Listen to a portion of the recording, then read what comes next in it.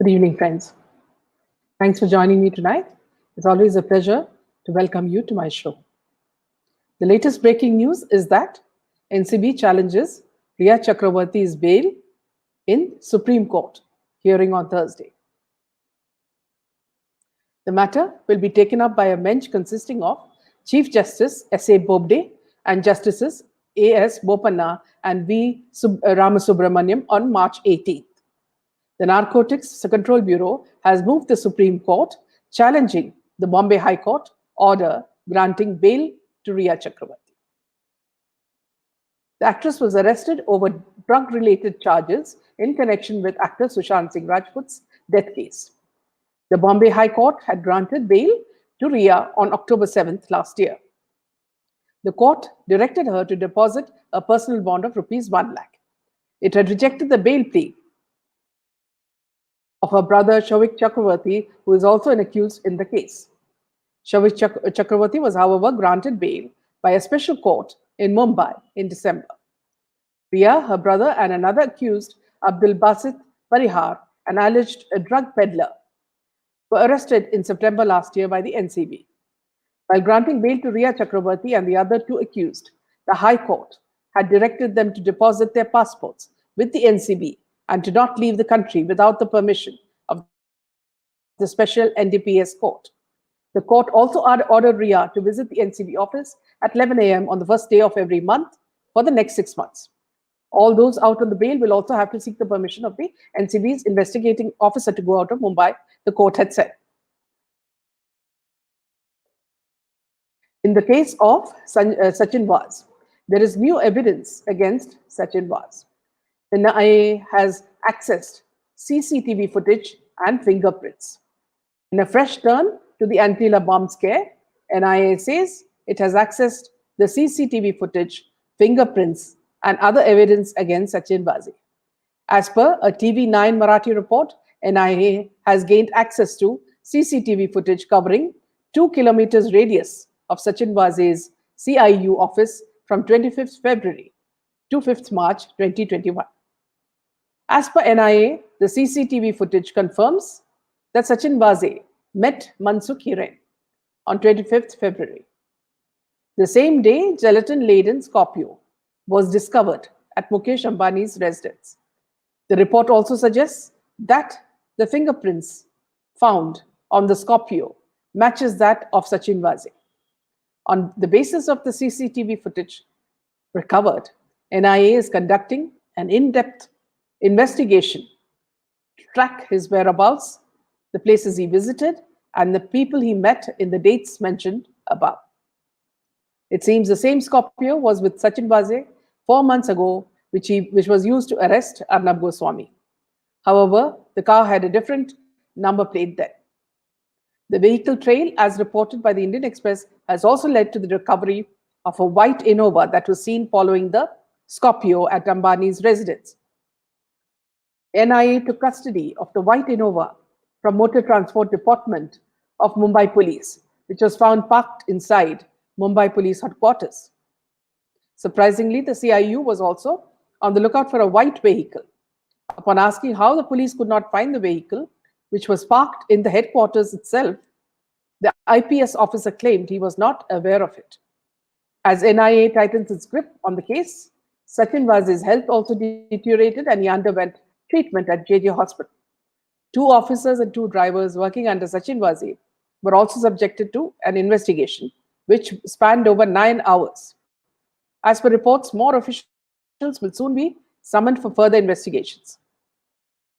While the top people of BJP Maharashtra, that is Maharashtra Vikas Aghadi, have been aggressive to get to the root, NCP Supremo Sharad Pawar gave his first reaction on the case only now. On being asked, if he said that it is a local issue and will not want to comment on the same. On Saturday night, Sachin Vaz was arrested by the NIA after hours-long interrogation in the Antila bomb scare. It has been alleged that he was in touch with Mansukh Hiren, the auto part businessman who was the owner of the explosive-filled car. He had said that the car was stolen, and a few days later he was found dead under mysterious circumstances. His wife has alleged that Vaz killed him. On Sunday, a white Innova car that was trailing the explosive-laden Scorpio was found from the office of Mumbai Police Commissioner Paramveer Singh and was used by Waze's crime investigation unit. The white Innova car, which accompanied explosives-laden car recovered from Mumbai Police Commissioner Paramveer's office, is what the media reported. Following the shocking findings of the white Innova car at his office, several questions are being raised to the Mumbai Police Chief Paramveer Singh's connection to this case. In fact, some reports even suggest that the car was used by Waze himself. Waze has also reportedly named Shiv Sena leaders in the Antalya case. Now the latest is that the encounter specialist Sachin Waze has been suspended by an order of additional CP Special Branch, said Mumbai Police PRO S. Chaitanya to A9. In less than a year following his reinstatement, the Maharashtra Assistant Police Inspector had remained suspended for 16 years over a case of custodial death. He was reinstated in June last year in a controversial decision citing lack of adequate police personnel during the COVID pandemic. If you will know that he was reinstated on June 6th. On June 7th, Disha died. Disha attended the party and she died in the late night. So these are things that you would remember. He was presiding over that as well. The day after his 56th birthday, Aamir Khan has announced that he would quit social media. The actor posted a statement to inform his fans and followers that it is his last post and said that the future updates on his life and films will be found on the official social media handles of Aamir Khan Productions. He said that he's quitting social media to completely focus on his work. He wrote, "Hey guys, thank you so much for all the love and warmth on my birthday. My heart is full. In other news, this is going to be my last post on social media.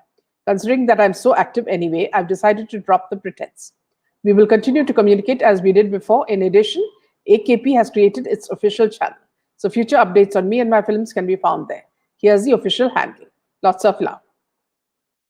Now, why do we all get the feeling that these superheroes are feeling the chill that comes when the audiences ignore them and boycott them? And the cold vibes make them think of the future of their multi-million project films. So it's not, it is not as though he's doing us a favor by concentrating on his roles and thus, boycotting social media. But there seems to be a deep-rooted fear within all these actors. Meanwhile, other Bollywood actors and directors are still hoping that the Indian audiences will change heart and start watching their movies as time passes. And it is in such high hopes that actor Akshay Kumar is all set to visit Ayodhya. Like a priest standing on the pulpit, he now proclaims that Ram Setu is a bridge between generations, past, present, and future. It's as if this news was never known to us, and he is revealing something very big to us. After wrapping up Bachchan Pandey, actor Akshay Kumar is all set to start shooting for his next film, Ram Setu. The actor, along with director Abhishek Sharma and creative producer Dr. Chandra Prakash Dwivedi, will fly to Ayodhya on March 18 to give a Muhurat shot of the film from Ram Janmabhoomi. It is as if they run out of topics that these actors and directors dig deep into Hindu history to relive these great characters with such high ethics and morals and wish to be like them and be known as Lord Rama or Sita.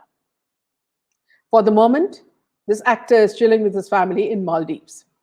The film director of Ram Setu says the shoot is spread across multiple schedules over the next few months, and 80% of the film will be shot in Mumbai. And that Akshay plays an archaeologist, and his heroines are Jacqueline and Nusrat Barucha. You will also note, viewers, that with the entry of Bollywood into South, Telugu director S.S. Rajmouli seems to have dived hook, line, and sinker into what Bollywood has offered him. His next movie, which will cost 400 crores, goes into a movie which stars Aaliyah Bhatt, and it will be released in Tamil, Telugu, Malayalam, and Hindi. Rajmouli, the new movie is a fictional tale of two Telugu freedom fighters, Alluri Sitarama Raju and Komaram Bhim. The film is set to release in theaters on October 13th. He revealed that Alia Bhatt is the heroine and she's called Sita, with Ram Charan and Junior NTR in lead roles. Ajay Devgan also features in it. In one of her old interviews, Alia Bhatt revealed that she literally begged Rajamouli to cast her in RRR. She said, I had bumped into Rajamouli sir at an airport and I begged him that whatever part he has for me, I will do it. That time he had not cast for the girl yet, she added. He said he was thinking anyway about my timelines. So I told him, whatever be the timelines, I'll make it happen. We made it happen. When all actors have failed to make the cash machines in Mumbai turn around, it looks like Bollywood is behind the fans and superheroes down south to lift their sagging careers. Sometimes I wonder why tele actresses who have been in the television industry for ages have chosen to be mum and are suddenly now, after the Sushant Singh case, decided to expose how they have been exploited. And even if they had been exploited, should not these actresses have quit earlier if it was so difficult? The latest cases are actresses like Rashmi Desai and Divyanka Tripathi. Rashmi Desai, as you remember, is Ekta Kapoor's favorite actress. Rashmi Desai spoke about her casting couch ordeal. At 16, she said, he tried to spike my drink, molest me. She said, my mother slapped him and told him, if you do this again with my daughter, this is just the beginning. Next time, I'll screw you. Television actress Rashmi Desai, who recently appeared on the reality show Big Boss 13, found a spot on the list of trends on Wednesday after her interview with Pinky Wheeler, in which she talked about her horrifying casting couch experience went viral. I don't know whether this was to actually boost Big Boss or to actually gain sympathy for her. Speaking to Pinky Wheeler, Rashmi, 34, revealed that she dealt with the casting couch during her initial years in the industry when a man she identifies as Suraj tried to take advantage of her and molest her. She did not disclose if he was a producer or a casting agent. Recounting the incident, Rashmi alleged that she was just 16 when the alleged perpetrator called her for an audition and tried to molest her by spiking her drink. When I started my career 13 years ago, I was very young and from a completely non-filmy background. I still remember that I was told, if you don't go through the casting couch, you won't get work. His name is Suraj, and I don't know where he is now, said Rashmi.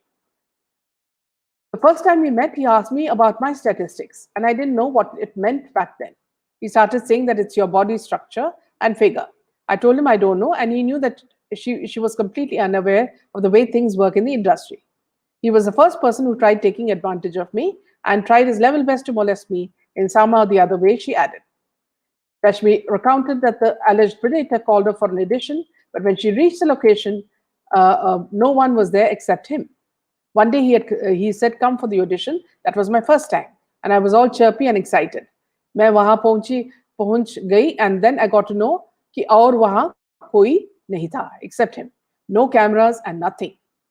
He tried his level best to spike my drink, get me unconscious, and take advantage of it. I kept saying I don't want to do. Somehow he wanted to psych my mind. And since I was 16, it is very easy किसी लड़की को जिसे बाहर की दुनिया की knowledge नहीं हो उसे बेवकूफ बनाने, said Rashmi. She added that she managed to leave unharmed and informed her mother immediately about what happened. From there, I managed to come out after 2.5 hours and I called up my mother and told her everything. I said, this is what happened and I don't want to work with him and I don't want to work in the industry anymore because I don't feel comfortable. Next day, she called this man and we went to meet him at a restaurant. My mother slapped him and told him, if you do this again with my daughter, you'll remember that this is just the beginning. Next time, I'll screw you, the actress said. Meanwhile, actress Divyanka said that she received indecent proposals from some men in the entertainment industry, but had always turned them down. She said that some men make every attempt to ruin the woman's image in the industry if their egos are hurt. She said that she faced such character assassination too, but it seemed in the initial stages of her career. In an interview with ET Times TV, Divyanka said that while not all men in the industry thus, there are some men who just can't take no for an answer.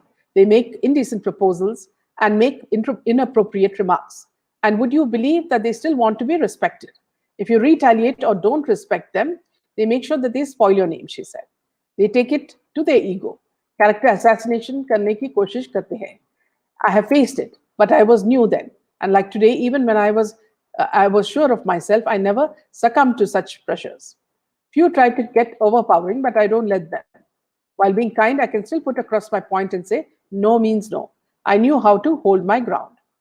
Divyanka shot to fame with the popular serial Banu Mein Tere Dulhan, in which she starred opposite boyfriend Sharad Malhotra. She also acted in shows such as Mrs. and Mr. Sharma, Allahabad Wale, and Ye Hai Mohabbatein. She also participated in the dance reality show Nach Paliye, which is Ekta Kapoor's show, with her husband Vivek Dahiya and one. Meanwhile, Bollywood actress Gauhar Khan was booked by Mumbai Civic Body for flouting COVID-19 norms after testing positive. Indian media reported that a first information report has been filed after she went to work on a movie set despite being told to quarantine at home.